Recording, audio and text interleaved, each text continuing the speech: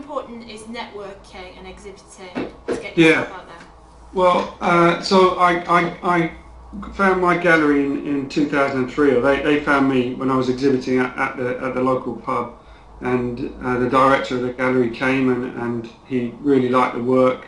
He bought some work and he offered me a show with his gallery in like a year's time, and they asked me, you know, could they have 40 paintings in the kind that I was doing, which is about 6 years work really. So I said yeah, of course, knowing that I could maybe give them sort of 6 or 7, you know, at most. And I did that. I worked through the year on those paintings and had my first exhibition there.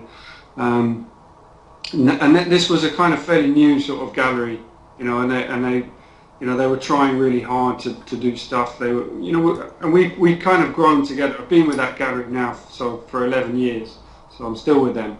And I have an annual show with them every year. So I kind of work throughout the year on a series of work, and then we had the exhibition. And you know, I mean, initially I kind of left everything up to them, and they did all of that stuff, and I just stayed in the studio and I got on with what I considered to be my part of the relationship, which was to make the work in isolation and to be left alone.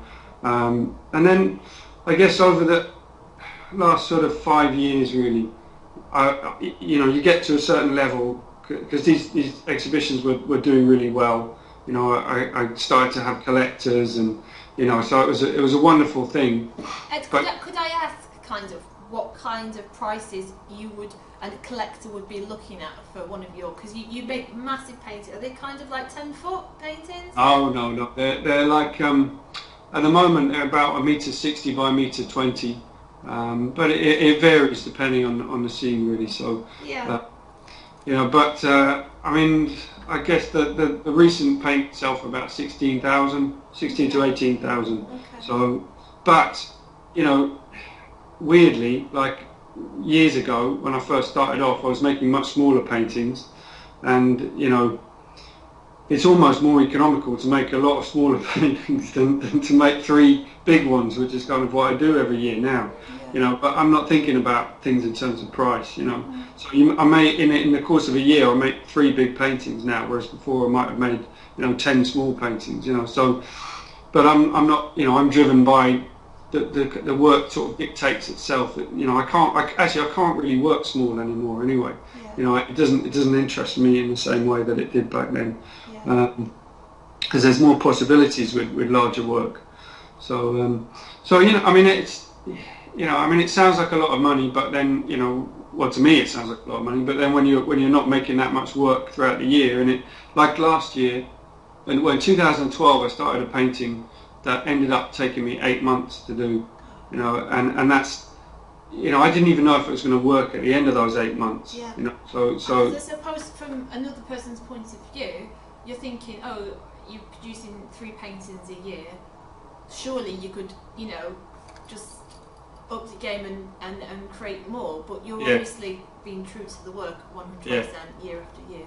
Yeah, and that's going to be a question you were going to ask me later about the hardest thing. I think that what is the most challenging thing as a freelance? I don't know whether you call yourself freelance or self-employed, but as a working artist. Well, can we wait with that? Because I was just going to say, in the last sort of 5 years, you know, the idea has been to get the work out of the gallery, and you know, sort of to a wider audience, but to a you know, a more public audience, and not necessarily an audience who's kind of grown with my work. So we're trying to reach different people. So we've done a lot of shows in kind of pop-up venues around town, iconic buildings that I've painted. You know, like the Gherkin. Like one of my collectors has a really big boat down by Tower Bridge, and he lent us the boat for 4 days, and we turned it into a gallery space, and we got, you know, 700 people coming over the course of those 4 days. You know, I mean, it was an amazing thing. And during that time, I was giving a lot of talks about the work. You know, just sort of being there every day and at set times. You know, we'd have people booking places, and I'd be sort of talking about the narratives, the stories behind the paintings, and in a way, I call them talks, but really they're kind of, I hope they're more like dialogues, so that people see the work and then start to tell me their own stories. Yeah. And that notion of it becoming a living narrative is something that really interests me, because it brings the work back to the city, but it also gives me ideas, you know. So that's been a really exciting development, although it takes a lot of time away from your work to organise things like that. But I imagine that's really rewarding, because I think that's amazing. Yeah. Yeah. A lot of people would see you as a two-dimensional traditional painter, but Yeah. the fact that actually organising something like that and putting lots of time and effort and energy into that makes it actually your work a bit time-based, because you're creating something living that your painting's been a starting point. Yeah, and so, like, I mean, weird things happen. Like, I painted this painting about the Edgware Road and about this pub on the Edgware Road, and you know, a couple of years later, I got a call from the Serpentine Gallery because they'd recognised one of the people in the painting. No, that's yeah, they were doing a project about it, and you know, they wanted to use it in a book about this part of the Edgware Road, and you know, it's about the sort of shifting patterns of development, gentrification in that area, and not necessarily gentrification, but just the changing nature of that road historically.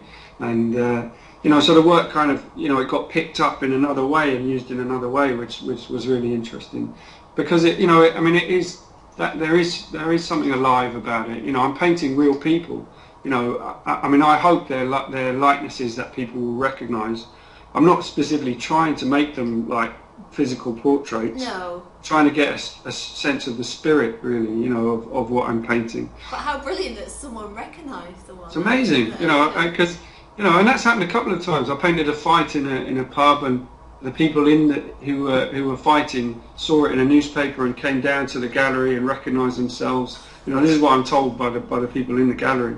You know, and they loved it, but I hadn't really tried to remember their faces. You know, and maybe they just remember the event, and maybe they impose themselves on it, you know, in a way. I don't know, but either way, it's great that for me that those people actually bothered to go to that exhibition and, you know, and see this painting that I'd randomly kind of created. So that's a really exciting thing. But in terms of you know, marketing, you know, that social engagement side has become really important to me.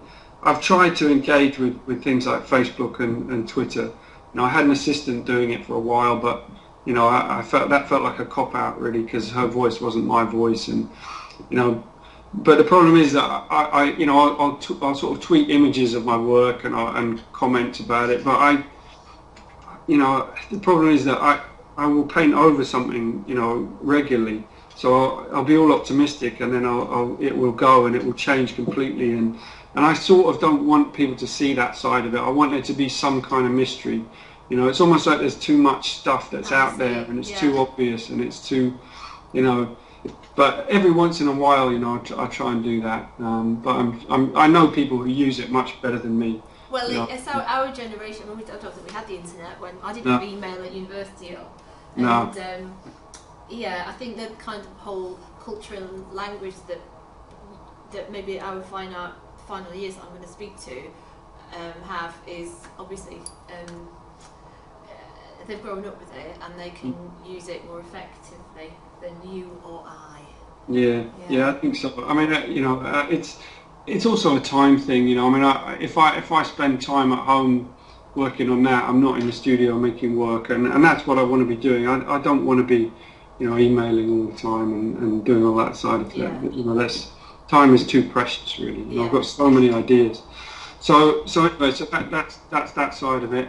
The other thing that I've realised more and more over the years is the importance of looking after the people that buy your work, and showing them the kind of a sort of level of respect that you know, they're spending this money on your work, and the nature of my work is that they usually have a connection to it. So the collectors sort of, that they really sort of believe in what I'm doing, and I've come to know these people who are very removed from my walk of life often, you know, but they're, you know, it's a lovely thing to kind of meet up with them and just kind of, you know, let them come to the studio if they want to, and you know, if the time is right.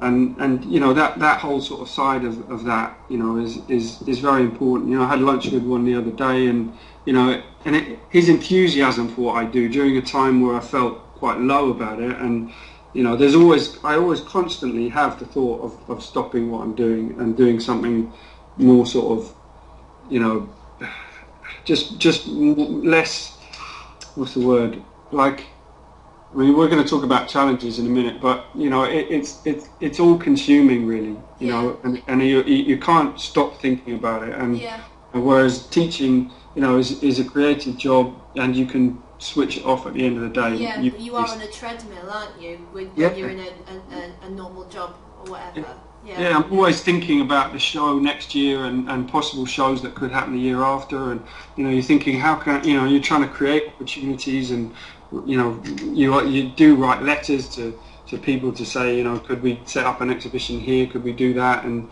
you know, and then you get knocked back from people, and you know, so it's sort of that, you know, I'm trying to sort of look after this work that I'm doing.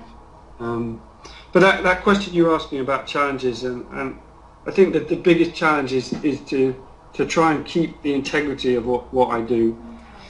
You know, when you've got a gallery that wants to sell work, that possibly can't quite understand why you paint over something when you were all excited about it the week before, you know. And I imagine, if you, that's what we were saying before, that you say you can produce 3 paintings a year. I suppose your gallery are thinking, well, physically you could produce more, equals more money. What's going on? But it's about the integrity, isn't it? What kind of fool is he? Yeah, but I mean, I get to a point where the painting doesn't communicate anymore to me, and it's sort of died, it's gone silent, and I don't know what to do with it next, so I just have to stop, you know, because there's something that's not working, you know, that I can't find the energy or the spirit that I'm looking for, and it you know, and then I don't want to lose those characters, because I've learned to kind of live with them, and they feel like real people when you worked.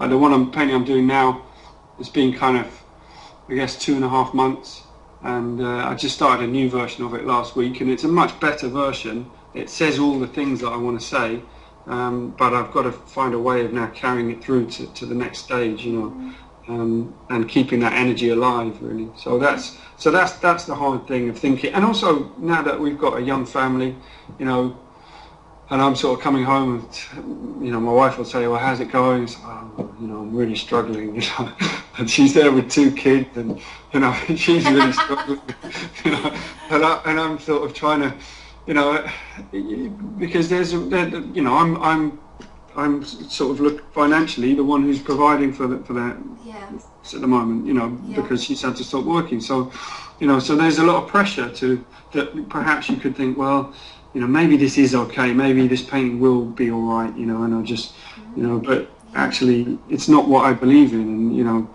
so that's a real challenge. That's a lot of pressure, and I think that's a really good point, because a lot of our fine artists are younger, like we were when we graduated. We do have mature students, and the younger ones will go on to have families, and in terms of career, that's a really good point, that the pressure when you're in any career does up when you have children, but when you're self-employed or freelance, obviously that pressure's bigger, isn't it? Yeah, it is. Yeah.